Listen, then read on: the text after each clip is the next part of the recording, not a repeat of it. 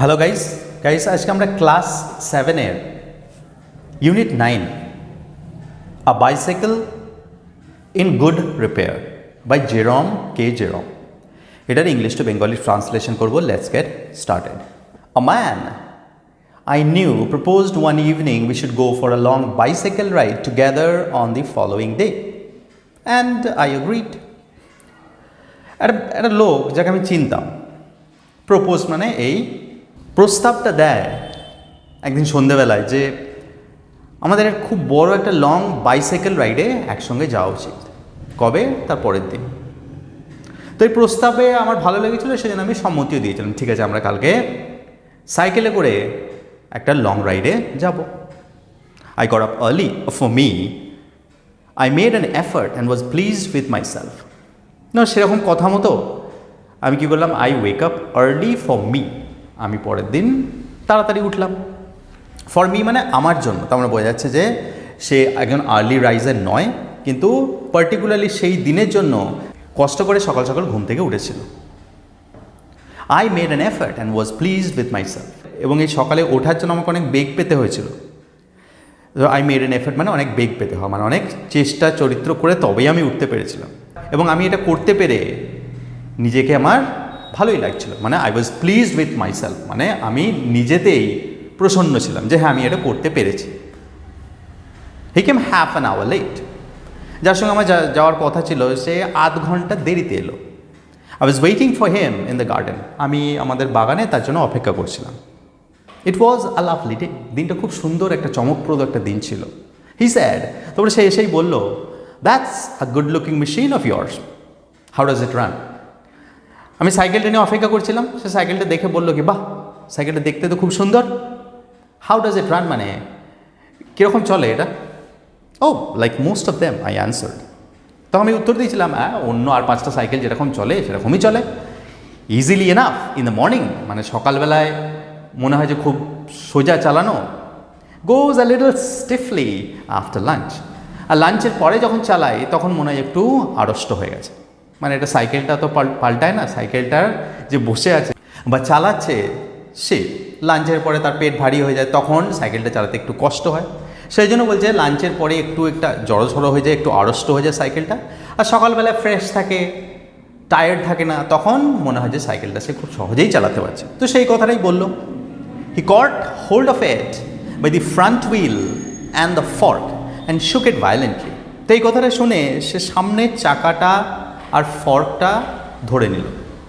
Fork মানে guys দেখবে চাকাটা যে পার্টটা দিয়ে কানেক্টেড থাকে সাইকেলের সঙ্গে, সেই জায়গাটাকে বলে fork.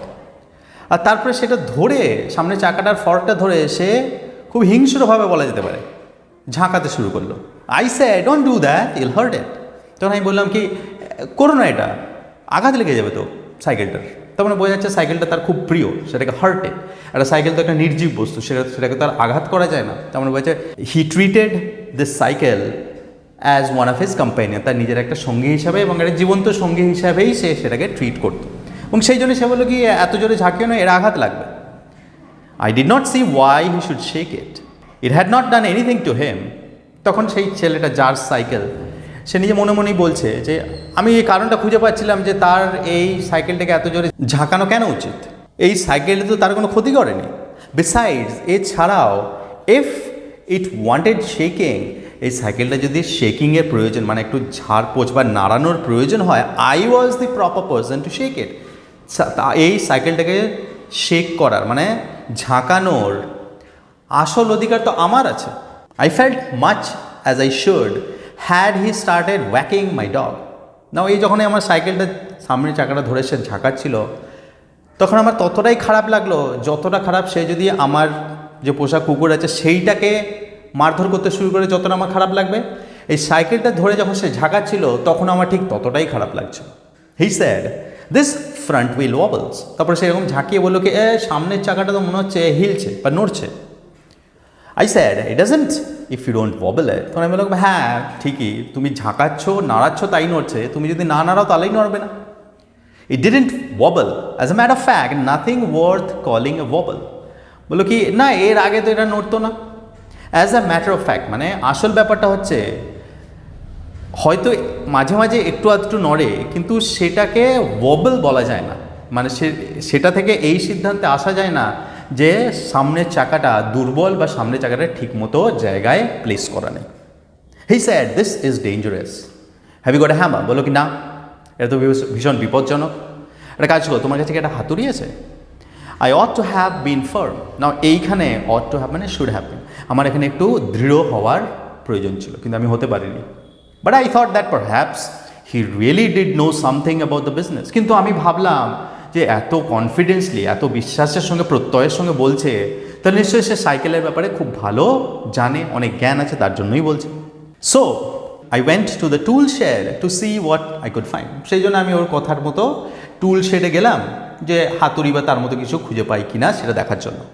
When he came back, he was sitting on the ground with the front wheel between his legs. যখন আমি ফিরে এলাম, দৃশ্যটা দেখলাম যে সে অলরেডি চাকাটাকে খুলে ফেলেছে, আর চাকাটাকে খুলে ফেলে সে জমিতে বসে পড়েছে এবং চাকাটা তার দুটো পায়ের মাঝখানে আটকানো আছে।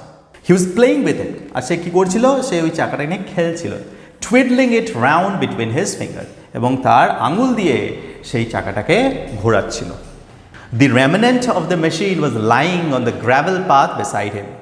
আর ওই যে সাইকেলের বাকি অংশ, সেই অংশটা সে যেখানে বসেছিল তার পিছনে একটা গ্র্যাভেলের তৈরি রাস্তা ছিল, সেই গ্র্যাভেলের তৈরি রাস্তাতে পড়েছিল। He said, "It looks to me as if the bearings were all wrong." তো সে দেখে বললো কি, আমার এটা যতদূর দেখে মনে হচ্ছে যে বিয়ারিংসগুলোতে গোলমাল আছে।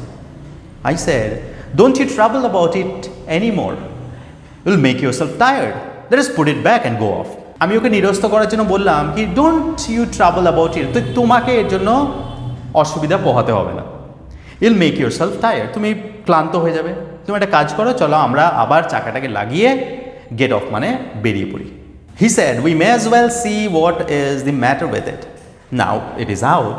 কিন্তু সে একদম দৃঢ় প্রতিজ্ঞ ছিল। সে বললো, ঠিকই বলেছো তুমি, কিন্তু এখন যখন নাও ইট ইজ আউট মানে যখন আমি খুলেই ফেলেছি চাকাটাকে, তাহলে একবার দেখেই নেওয়া যাক যদি কোনো অসুবিধা থাকে। হি talked as though it had dropped out by accident. মানে সে এমনভাবে কথাটা বললো যে সামনের চাকাটা যখন বেরিয়েই এসছে তখন একবার দেখেই নিই, মনে হলো যেন সে সামনের চাকাটা বাই অ্যাক্সিডেন্ট মানে হঠাৎ করে আকস্মিকভাবে নিজের থেকে বেরিয়ে চলে এসছে।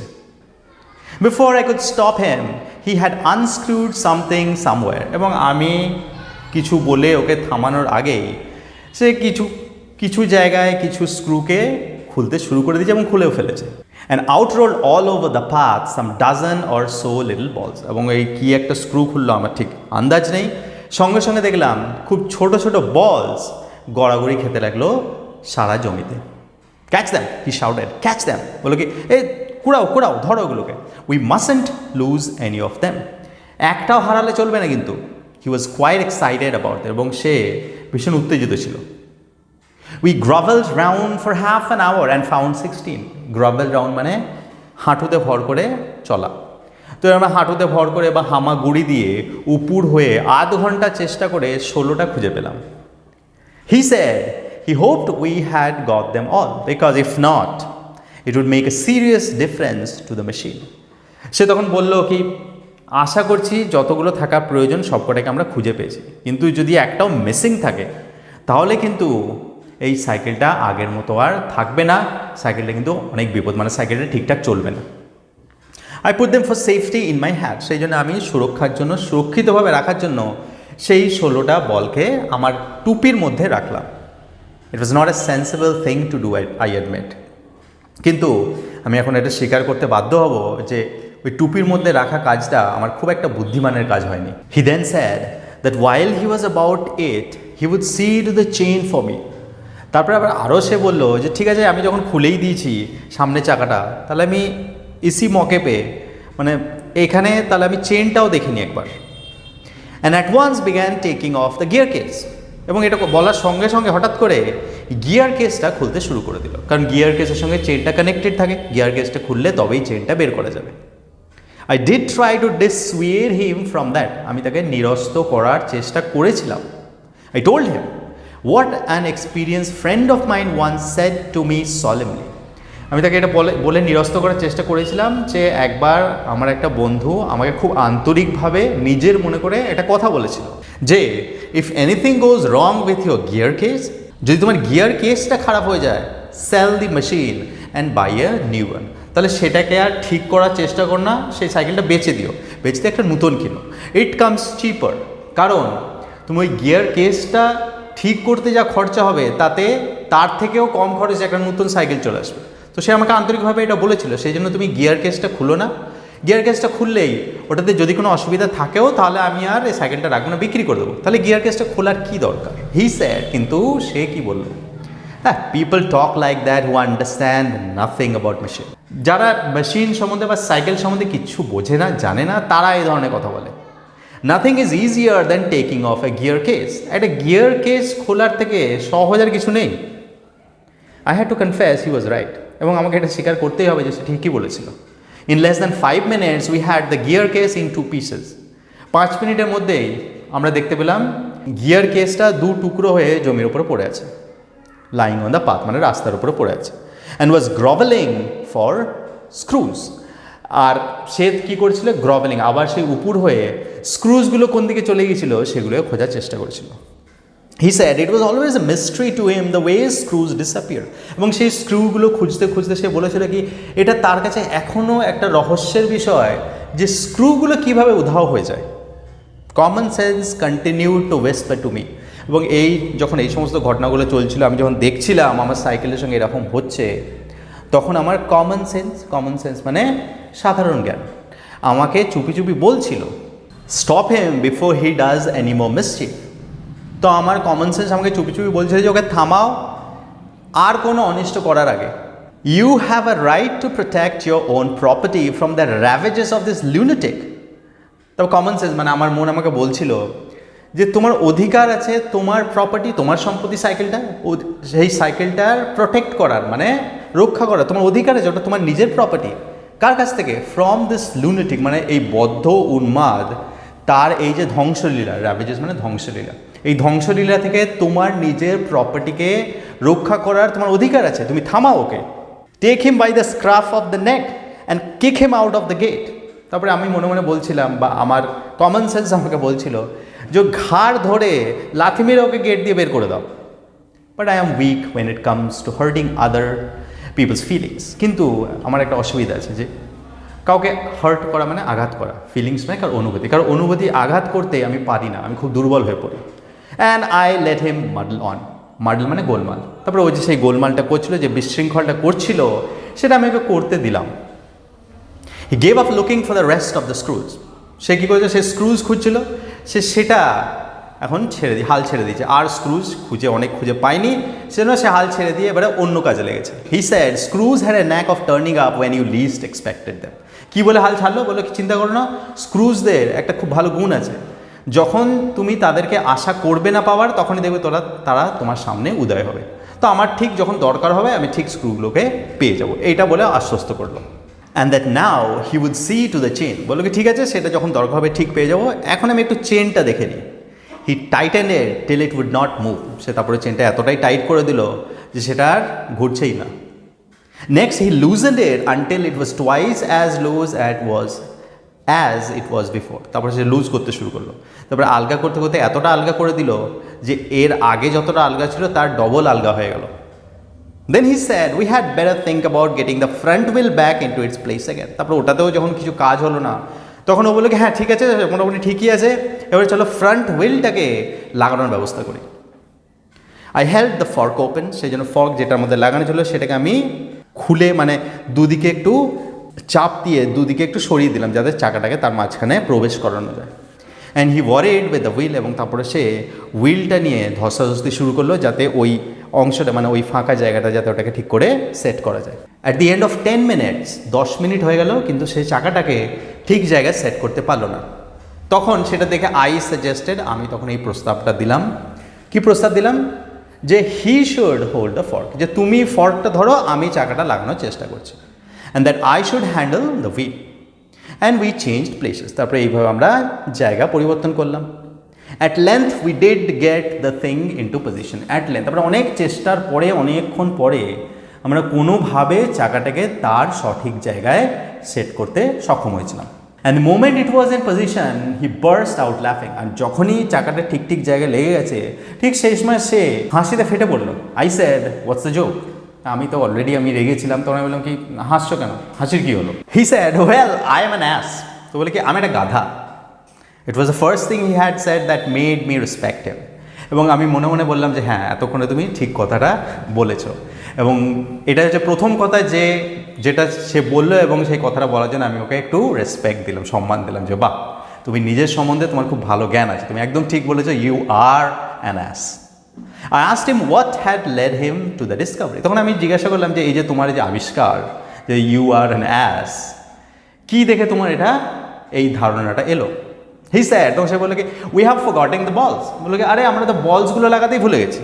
I looked for my hat. তখন আমি কি দেখলাম সেই বলসগুলো কোথায় রেখেছি, আমার হ্যাটের মধ্যে। হ্যাটটা খুঁজতে লাগলাম। It was lying topsy-turvy in the middle of the path.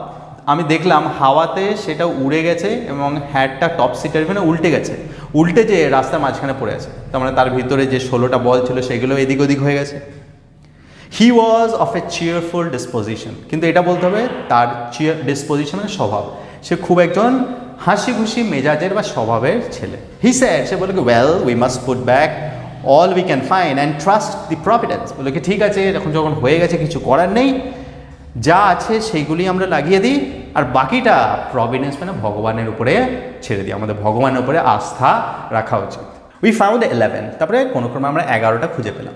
We fixed 6 on one side, 6টাকে একদিকে লাগালাম, অ্যান্ড 5 অন দি আদার, আর 5টাকে অন্য আরেক দিকে। And half an hour later the wheel was in its place again. তারপরে আরও আধ ঘন্টা ধস্তাধস্তি চললো। আধ ঘন্টা পরে বল সমেত সামনের চাকাটা যে স্থানে ছিল সেই যথাস্থানে আবার সাকসেসফুলি আমরা রাখতে সক্ষম হলাম। It need hardly be added that it really did wobble now. It need hardly be added মানে এটা বলার আর অপেক্ষা লাগে না যে এখন সত্যি সামনের চাকাটা ভীষণভাবে নড়ছিল।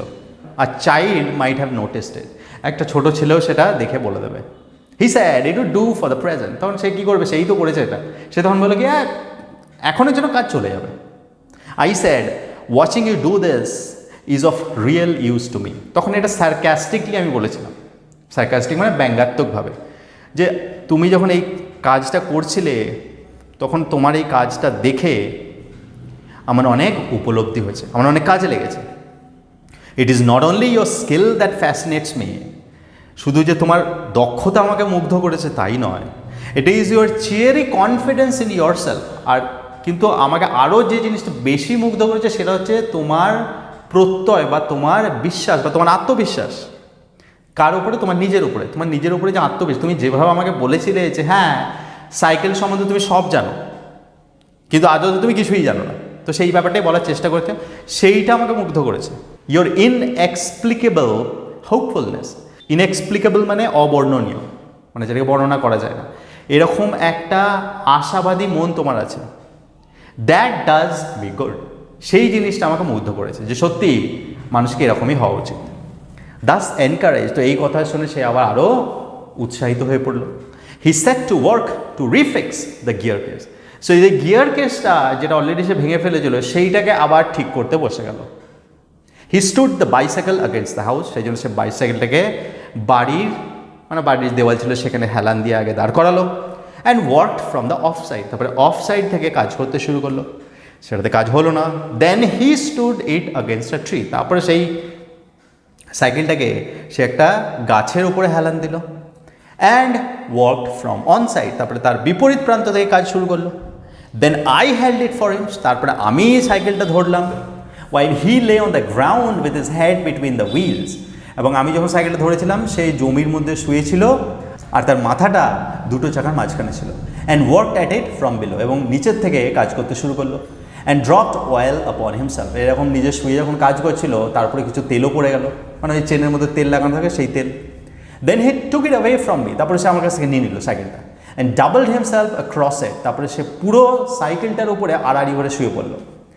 Till he lost his balance and slid over on his head, কতক্ষণ পর্যন্ত শুয়ে থাকলো এবং ধস্তাধস্তি করতে লাগলো যতক্ষণ পর্যন্ত না সে তার ব্যালেন্স মানে ভারসাম্য হারিয়ে না তার মাথার উপরে পড়ে যায়। স্লিড ওভার মানে তার গোত্তা খেয়ে পড়ে গেল, ততক্ষণ পর্যন্ত সে কিছুক্ষণ ধস্তাধস্তি করলো। দেন হি লস্ট হিজ টেম্পার, এইবারে সে তার মেজাজ হারিয়ে ফেললো। And tried bullying the thing, এইবারে কী করছে, সে সব কিছু জোর করে করতে শুরু করলো। মানে এইবারে সে কী করছে, কোনো মতে সাইকেলটাকে দাঁড় করানোর চেষ্টা করছিল। The bicycle I was glad to see showed spirit, কিন্তু আমি এটা দেখে খুব খুশি ছিলাম যে বাইসাইকেলটা যার উপরে বেচারা এত অত্যাচার হচ্ছিল সে কিন্তু খুব সাহসিকতার পরিচয় দেখাচ্ছিল। And the subsequent proceedings degenerated into little else than a rough and tumble fight between him and the machine. And the subsequent proceedings, এবং এর পরে পরপর যে ঘটনাগুলো ঘটেছিল সেই ঘটনাগুলোকে আর কিছুই বলা যায় না, সেটাকে বলা যায় রাফ অ্যান্ড টাম্বল ফাইট। এটা এক ধরনের বিশেষ যুদ্ধ দেখবে ছেলেদের মধ্যে বা ছোটো ছোটো ছেলেদের মধ্যে বা মেয়েদের মধ্যে হয়, যে একজন আরেকজনের উপরে ঝাঁপিয়ে পড়ে, তারপরে আবার সেও আবার ধস্তাধস্তি করে অন্য একজনের উপরে ঝাঁপিয়ে পড়ে। তো এইরকম চলতে লাগলো। তো এইরকমই আমার মনে হচ্ছিলো যে রাফ অ্যান্ড টাম্পল ফাইট চলছে, কার মধ্যে, ওই লোকটির মধ্যে বা ওই ছেলেটির সঙ্গে আমার মেশিনটার। One moment the bicycle would be on the gravel path, এই মুহূর্তে আমি দেখছি যে বাইসাইকেলটা গ্র্যাভেল পাথের উপরে পড়ে আছে, and he was on top of it, সে সাইকেলটার উপরে। দি নেক্সট, ঠিকঠাক পরের মুহূর্তে the position would be reverse, সেই পজিশনটা আবার উল্টো হয়ে গেছে। তার মানে আমি দেখব সেই ছেলেটি গ্র্যাভেল পথের উপরে আছে আর সাইকেলটা তার উপরে। Now he would be standing flushed with victory, এক্ষুনি দেখছি যে সে দাঁড়িয়ে আছে এবং সে রাঙা হয়ে গেছে, মনে হচ্ছে ভিক্টরি মানে জয়ের আনন্দে তার মুখটা রাঙা হয়ে গেছে। ঠিক তার পরের মুহূর্তেই আবার দেখব bicycle firmly fixed between his legs, এবং দেখা যাবে যে বাইসাইকেলটা খুব শক্তভাবে সে তার দুটো পায়ের মাঝখানে ধরে আছে। But his triumph would be short left, কিন্তু তার এই যে জয় বা জয়ের যে আনন্দ সেটা খুব শর্ট টেপ, মানে বেশিক্ষণ টেকে না। ঠিক তার পরের মুহূর্তেই দেখবো by a sudden quick movement, যে হঠাৎ করে ঝটকা দিয়ে it would free itself, it মানে সাইকেলটা নিজেকে এই যে ছেলেটি তার কবলে করে রেখেছিল পা দিয়ে, সেটা থেকে মুক্ত করে নিয়েছে এবং মুক্ত করে নিয়ে ওর উপরেই এসে পড়ছে। Hit him sharply over the head with one of its handles, এবং তার মাথায় খুব জোরে বা সজোরে একটা আঘাত করছে তার হ্যান্ডেলটা দিয়ে। মানে মনে হচ্ছে অ্যাজ এফ যে দুটো জীবন্ত, মানে সাইকেলটার জীবন আছে এবং তার ওই ছেলেটাতে জীবন আছে, এই দুটো জীবন্ত মানুষের মধ্যে বা জীবন্ত জিনিসের মধ্যে ফাইট হচ্ছে, মানে কুস্তি হচ্ছে। কখনো মানুষটা জিতছে, কখনো আবার এই সাইকেলটা জিতছে। অ্যাট এ 1:15, সো এরকম ধস্তাধস্তি করতে করতে অ্যাট এ 1:15 মানে 12:45 বেজে গেছে। ডার্টি অ্যান্ড ডিসেবলড, এবং এতক্ষণ পর্যন্ত এসে সে পুরো নোংরা হয়ে গেছে, অ্যান্ড তার আবেশ যে পড়েছিল সেগুলো সব আলুথালু হয়ে গেছে। ডিসেবল মিনস আলুথালু। কাট অ্যান্ড ব্লিডিং, শুধুমাত্র তাই নয়, বিভিন্ন জায়গায় কেটে গেছে, বিভিন্ন জায়গায় ছড়ে গেছে, রক্ত পড়ছে। হি স্যাড, অবশেষে সে বললো I think that will do, বলে কি হ্যাঁ আমার মনে হচ্ছে মোটামুটি ঠিক করে দিয়েছি। And rose and wiped his brow, এবং তারপরে উঠে দাঁড়িয়ে তার কপালের ঘাম মুছল। দি বাইসাইকেল লোক as F it also had enough of it. এবার বাইসাইকেলটা কী অবস্থা, বাইসাইকেলটাকে দেখে মনে হলো যে সেও যথেষ্ট টর্চার সহ্য করেছে, এর থেকে বেশি টর্চার আর বাইসাইকেলটা সহ্য করতে পারবে না। Which had received most punishment it would have been difficult to say, দেখে বোঝা যাচ্ছিল কি সব থেকে বেশি শাস্তি তো এই সাইকেলটাই পেয়েছে, এবং সাইকেলটার জন্য এই শাস্তিটা সহ্য করে যাওয়া বলতেই হবে যে খুব ডিফিকাল্ট, মানে কঠিন একটা ব্যাপার ছিল। I took him into the back kitchen where so far as was possible. I took him into the back kitchen. আমি সেই সাইকেলটাকে কোথায়, পিছনে কিচেন ছিল, সেই কিচেন মানে পিছনের দিকে একটা কিচেন ছিল, সেখানে নিয়ে গেলাম। সো ফার অ্যাজ পসিবল, এবং কিচেনে যত ভিতরে রাখা যায় তত ভিতরে আমি সাইকেলটাকে নিরাপদে রেখে এসলাম। এসে দেখলাম হি ক্লিন হিমসেলফ, সে নিজেকে পরিষ্কার করে নিল। Then I sent him home, তারপরে আমি তাকে বাড়ি পাঠিয়ে দিলাম যে আর কোথাও যে কাজ নেই, তুমি অনেক উপকার করেছো আমার, এবার তুমি বাড়ি যাও। Okay guys, this is a very funny and interesting humorous story. I hope you enjoyed it. আমি আগেই বলেছি, written by Jerome K Jerome. Thank you for watching, thank you for listening, have a wonderful day, tata.